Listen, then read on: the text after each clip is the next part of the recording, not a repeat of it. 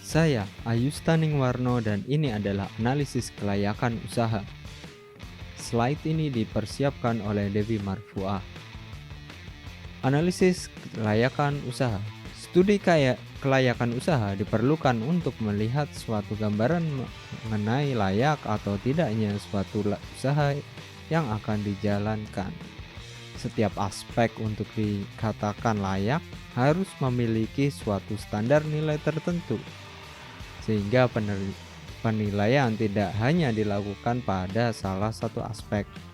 Metode analisis yang digunakan dalam studi kelayakan usaha berupa aspek pasar dan pemasaran, aspek teknis, aspek finansial, dan analisis sensitivitas yang digunakan untuk menguji dampak kenaikan biaya terhadap kelayakan suatu bisnis. Tujuan analisis kelayakan usaha ini yang pertama, menghindari resiko kerugian, yaitu meminimalkan resiko yang tidak diinginkan, baik itu resiko yang dapat dikendalikan maupun yang tidak dapat dikendalikan. Yang kedua, memudahkan perencanaan, termasuk di dalamnya jumlah dana, kapan dan di mana usaha akan dijalankan, siapa dan cara pelaksanaannya, besar keuntungan dan pengawasan terhadap penyimpanan. Yang ketiga, yaitu memudahkan pelaksanaan pekerjaan, sehingga dapat dijadikan acuan dalam mengerjakan setiap tahap usaha, sehingga suatu pekerjaan dapat dilakukan secara sistematis dan dapat tepat sasaran serta sesuai rencana. Tujuan analisis kelayakan usaha yang keempat, yaitu memudahkan pengawasan yang dilakukan agar tidak terjadi penyimpangan dari rencana yang telah disusun sebelumnya. Yang terakhir yaitu memudahkan pengendalian pelaksanaan pekerjaan yang melenceng sehingga tujuan perusahaan akan tercapai.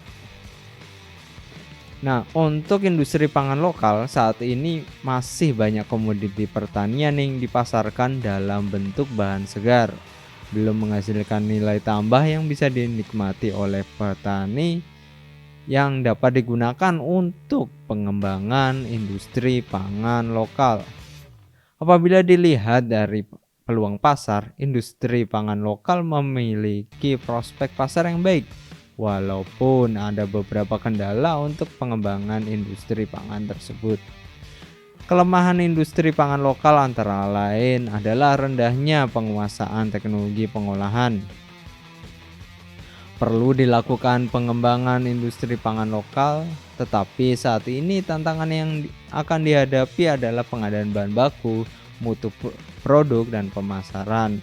Daya saing pangan lokal ditingkatkan dengan memperhatikan berbagai kondisi yang mempengaruhi perkembangannya, khususnya tentang teknologi pada proses produksi.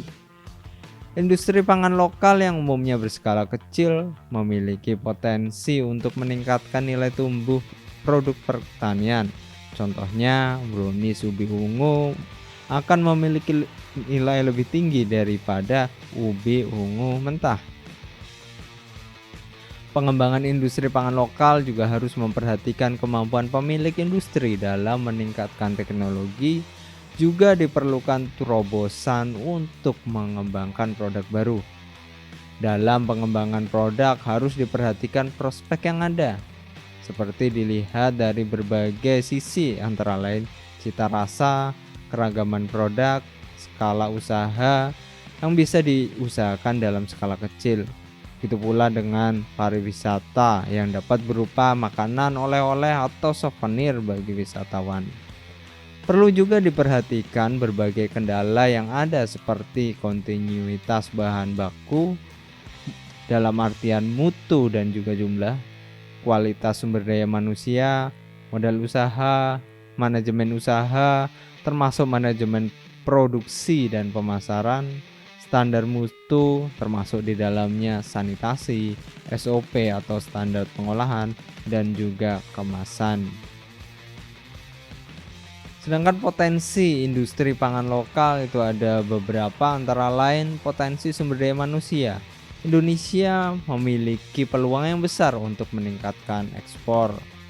Pengembangan agribisnis harus dilakukan dengan mengutamakan peran petani, pelaku usaha, penguasaan teknologi, pengembangan sarana prasarana, serta kelembagaan di pedesaan. Sedangkan peningkatan jumlah penduduk dan perubahan pola konsumsi itu akan meningkatkan permintaan bahan pangan, sehingga akan menciptakan peluang industri pangan untuk meningkatkan produktivitas guna mengantisipasi ketersediaan pangan, yaitu dengan pengembangan produk pangan lokal.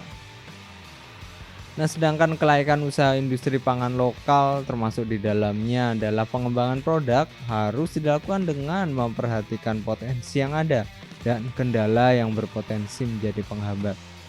Selain sumber daya manusia, bahan baku, modal usaha perlu diperhatikan dalam usaha pengembangan produk pangan tersebut.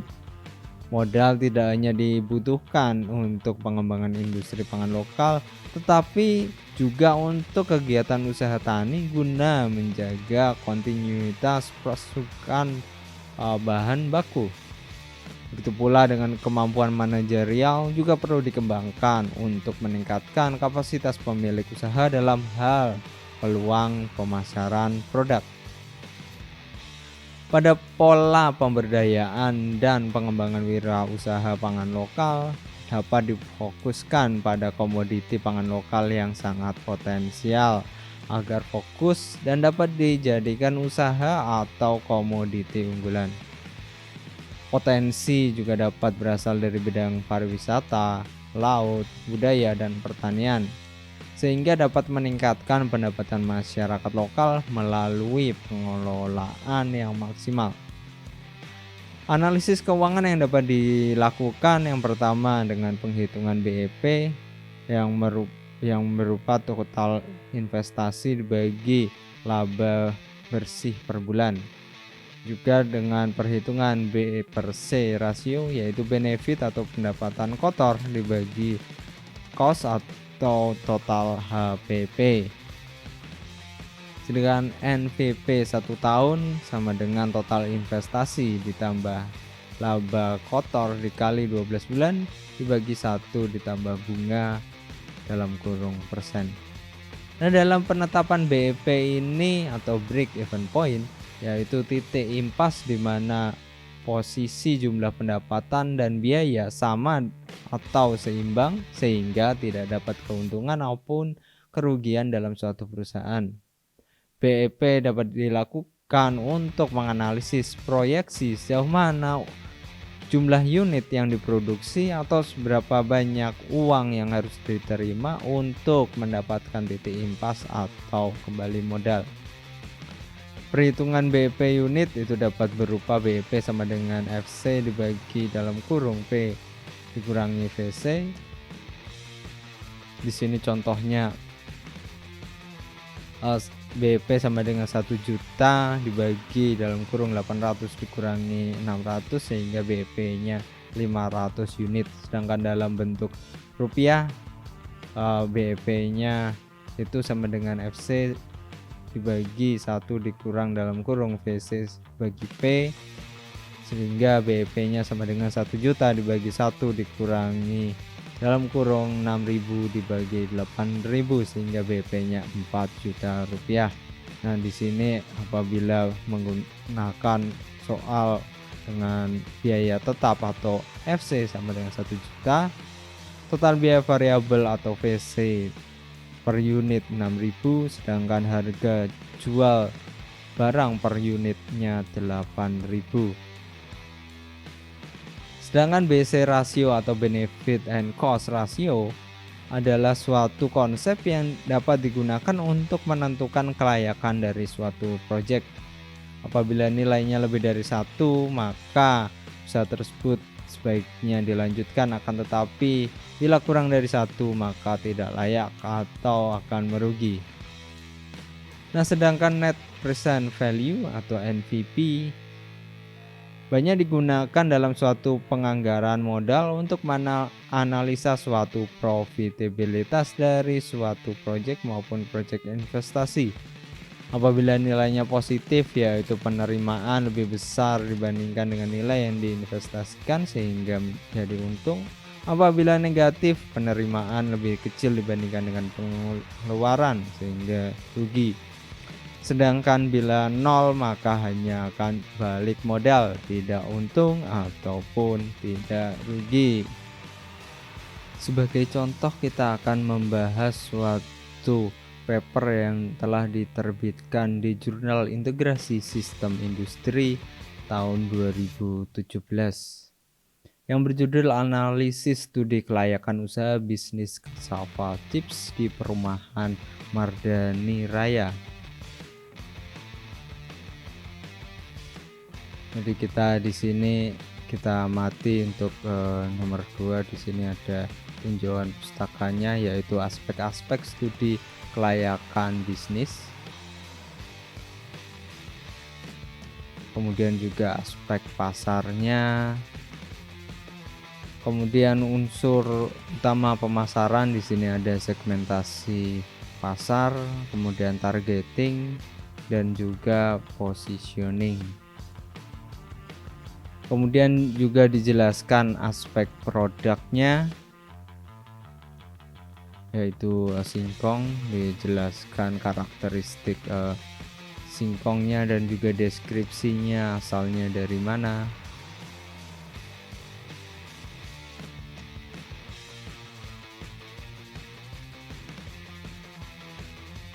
Nah, kemudian setelah dilakukan deskripsi aspek produknya, aspek bahan baku, dilakukan analisis aspek teknisnya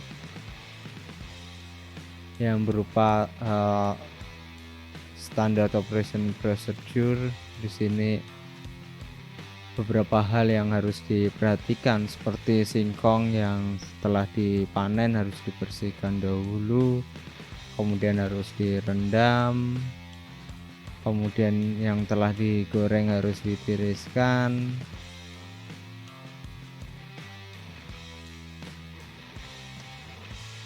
Kemudian proses penimbangan dan pengemasan itu juga harus diperhatikan agar kemasan dapat tertutup dengan benar. Kemudian pemberian label dan juga pemberian rasa. Kemudian juga perlu diperhatikan adanya aspek legal, apakah bentuknya firma atau CV ataupun perseroan terbatas. Kemudian juga aspek manajemen sumber daya manusia seperti job specification. Di sini juga perlu menjelaskan planning, organizing, actualizing dan controlling. Kemudian juga aspek ekonomi sosial,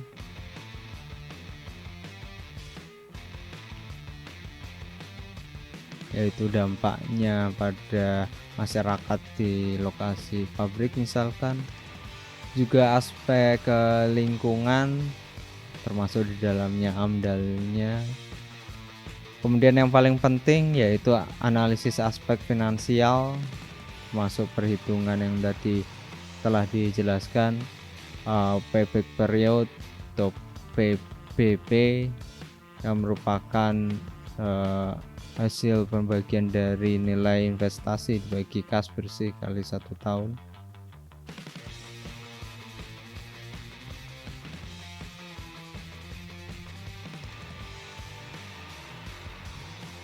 Kemudian di sini juga ada net present value yang tadi telah dijelaskan sedikit. Di sini rumusnya sigma n T sama dengan 1 sama dengan BT kurangi CT bagi 1 dikurangi I pangkat T kurangi nilai investasi. Dan di sini legendanya BT sama dengan pendapatan pada tahun, kemudian CT pengeluaran pada tahun T. I sama dengan discount rate, T tahun kegiatan bisnis, sedangkan N umur usaha. Juga ada internal rate of return atau IRR yang rumusnya IRR sama dengan 1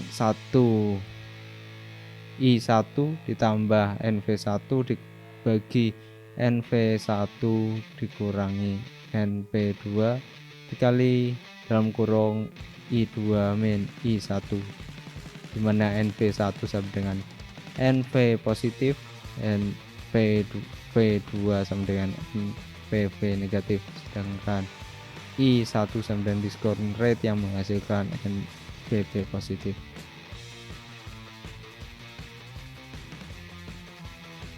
Dengan I2 discount rate yang menghasilkan NPV negatif.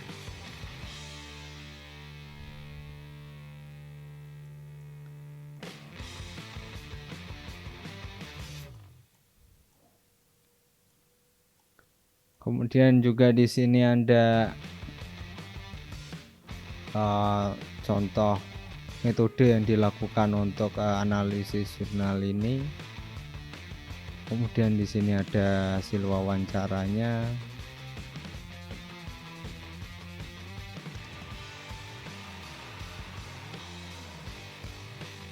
Ini contoh merek yang tabel merek yang digunakan, cukup sederhana.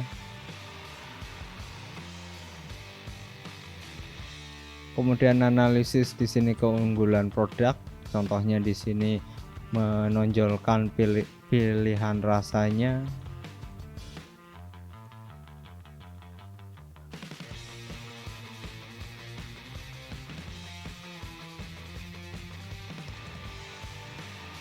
Kemudian ini contoh analisis kebutuhan investasi dan kebutuhan kerja usahanya.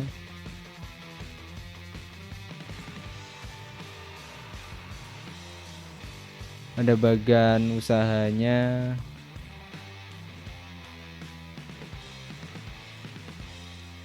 kemudian ini modal kerja per bulannya, kemudian ini contoh cara penetapan harga jual dan perkiraan pendapatan. Itu pula dengan analisis BEP-nya. Sini BEP-nya apabila harganya 621 per kilo.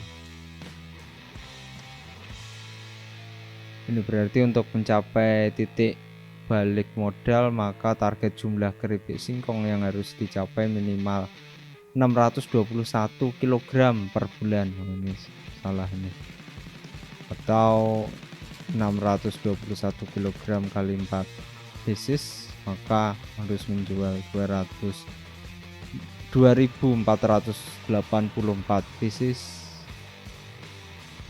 dan biayanya mencapai 18.630.000. Kemudian ini contoh perhitungan IRR-nya, dimasukkan NPV-nya dan I1 dan I2. Ini payback periodnya 4 bulan, NPV-nya di sini